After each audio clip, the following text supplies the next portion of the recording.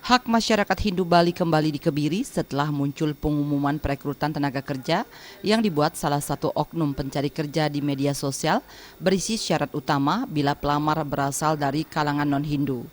Ketua Komisi 1 DPRD Bali Ketut Tama Tenayo mengkhawatirkan pengumuman itu dapat menyinggung masyarakat, terlebih lagi tenaga kerja yang direkrut diduga akan ditempatkan di Bali. Aparat penegak hukum diminta segera menindaklanjutinya agar kejadian itu tidak terulang, tidak memunculkan diskriminasi bernuansa SARA yang bisa menciderai toleransi yang telah tercipta di Bali.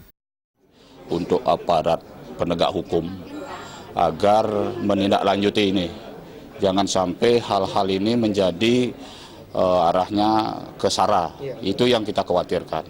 Jadi Bali yang sudah sangat kondusif, di mana forum umat antar golongan, antar agama yang hidup rukun, harmonis selama ini, jangan diusiklah. Hal senada diutarakan anggota Komisi 1 dari Praksi Demokrat Ngakan Made Samudra. Menurutnya tindakan yang dilakukan oknum tak bertanggung jawab itu merupakan tamparan berat bagi masyarakat Hindu Bali. Pengumuman perekrutan tenaga kerja ini harus segera ditindaklanjuti agar tidak mencoreng pluralisme dan kebinekaan bangsa Indonesia. Ada unsur saranya itu di dalam kita mengedepankan pluralisme, bineka tunggal ika, kok ada catatan khusus ya yang seperti itu.